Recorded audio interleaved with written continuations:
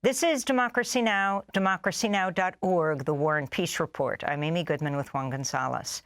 We end today's show with the first military and intelligence officer to publicly resign over the Biden administration's support for Israel's war on Gaza.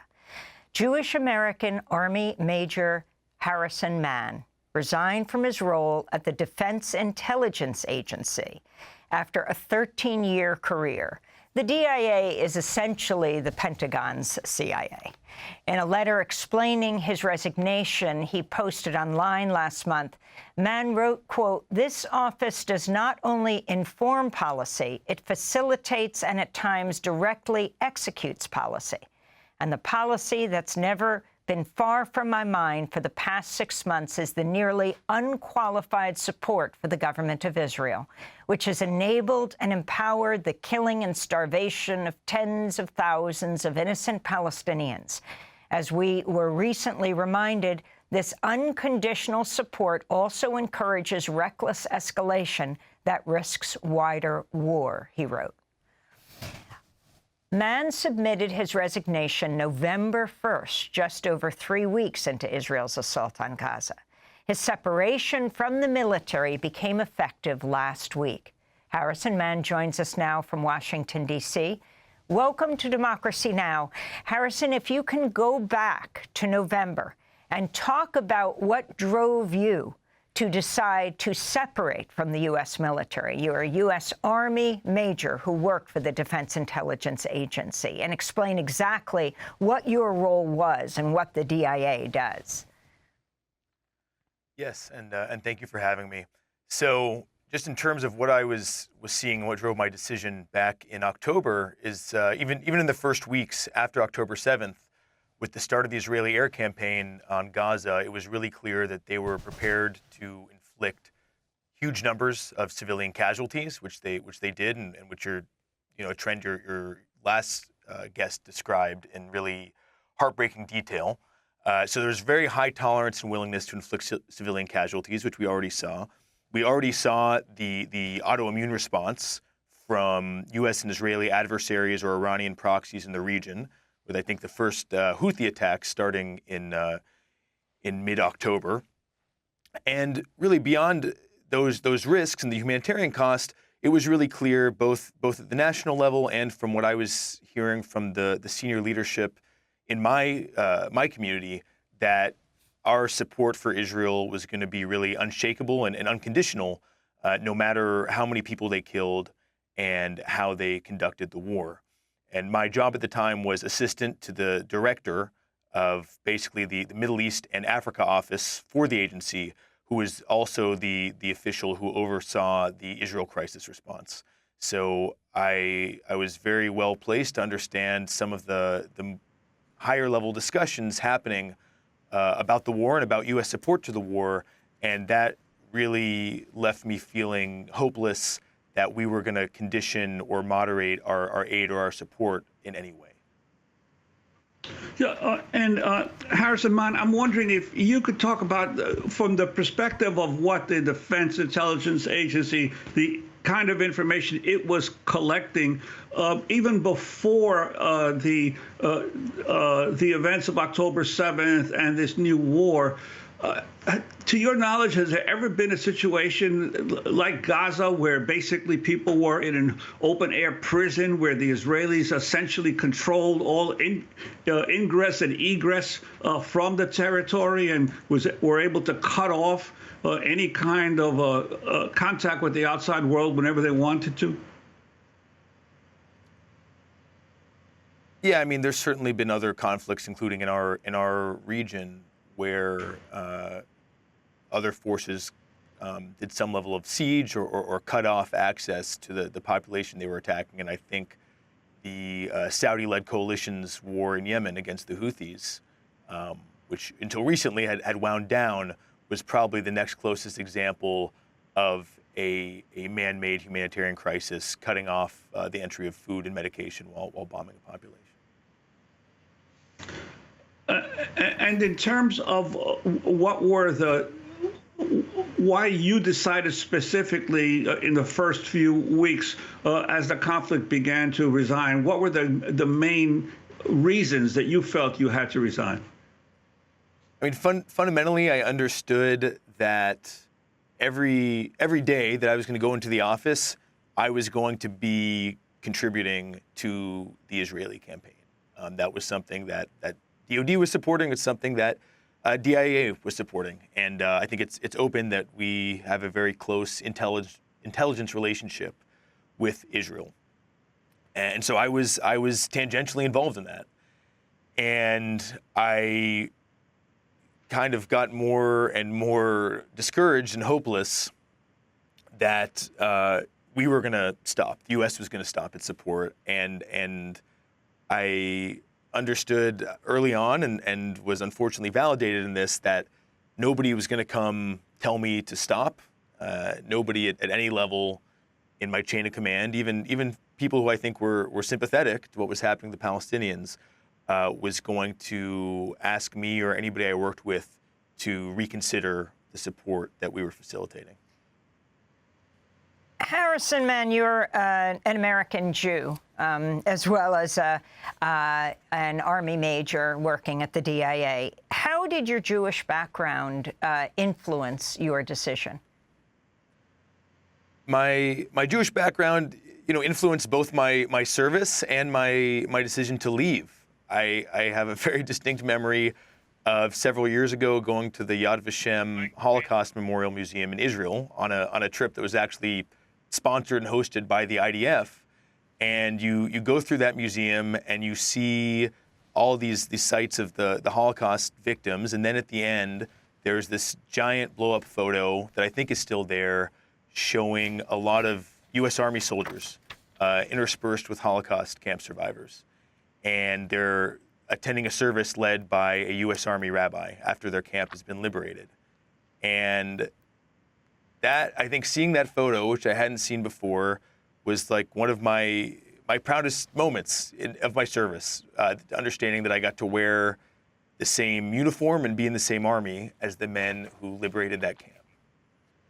And today, seeing photos of charred bodies and burnt corpses and starved, emaciated children that are from 2023, 2024, not the 40s, it's impossible not to make that connection. And I guess it forced me to realize that that's what I was contributing to in the same uniform, instead of saving those people. And so I think the situations are not perfectly analogous, but the moral logic was very clear to me because I'm Jewish. I wanted to ask you about more recent events like this weekend, and as your role as a DIA officer, if you could explain what's really going on here. Talking about the role of U.S. intelligence support in Israel's war in Gaza. This is National Security Advisor Jake Sullivan speaking on CNN from Paris. The United States has been providing support to Israel for several months in its efforts to help identify the locations of hostages in Gaza and to support efforts to try to secure their rescue or recovery. I'm not going to get into the specific operational or intelligence-related matters associated with that because we need to protect those. I can only just say that we have generally provided support to the IDF so that we can try to get all of the hostages home, including the American hostages who are still being held. So I understand that intelligence, U.S. intelligence assisted, but will you say anything about U.S. personnel, U.S. weapons? Well, the one thing I can say is that there were no U.S. forces, no U.S. boots on the ground involved in this operation. We did not participate militarily in this operation. So no boots on the ground, Jake Sullivan says to Dana Bash of CNN. He's talking about this weekend when more than 270 Palestinians were killed in the Israeli military operation that freed 4 Israeli hostages in Nuseirat in Gaza. Israeli intelligence officials told the New York Times, this is in an article today, that U.S. military officials in Israel provided some of the intelligence about the hostages rescued on Saturday. According to the Times, the Pentagon and the CIA have been providing information collected from drone flights over Gaza, communications intercepts, and other sources about the potential location of hostages. While Israel has its own intelligence, the United States and Britain have been able to provide intelligence from the air and cyberspace that Israel cannot collect on its own, the New York Times reports. So, Harrison Mann, talk more about this and what kind of support was, it looks like, provided this weekend, and then go more generally into, well, President Biden more recently said he's approving $1 billion more of just outright weapons to Israel.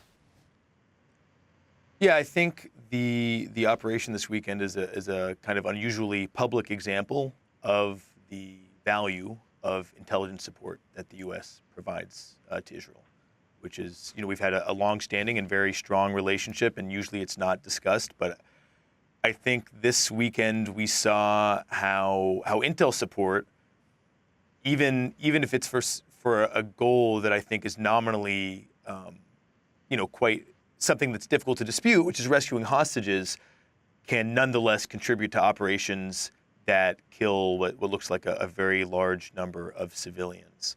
And I think it's also indicative of the value of the intel support that we give Israel. And I just highlight that because that's the area that I worked in or adjacent to, and it's another form of valuable support that we give Israel that helps them prosecute this war.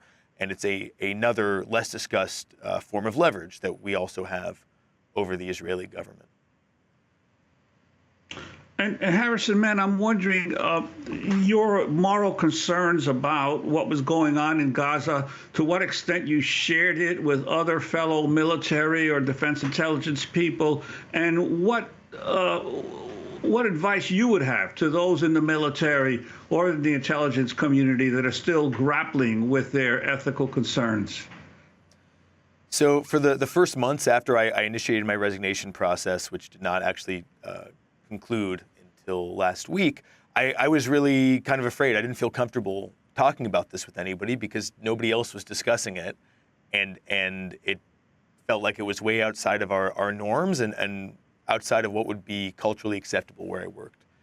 But in April, when I finally shared my resignation letter with my office, I got really overwhelmingly positive and supportive feedback from the people that I worked with. And I discovered that there were a lot of people who felt pretty much the same way that I did, and also felt like they could not openly discuss their concerns. And since I've publicized my letter, more people from both my office and elsewhere in the Department of Defense and the military have also reached out. And, my number one piece of advice or kind of tough love here is understanding again that nobody is going to tell you to stop.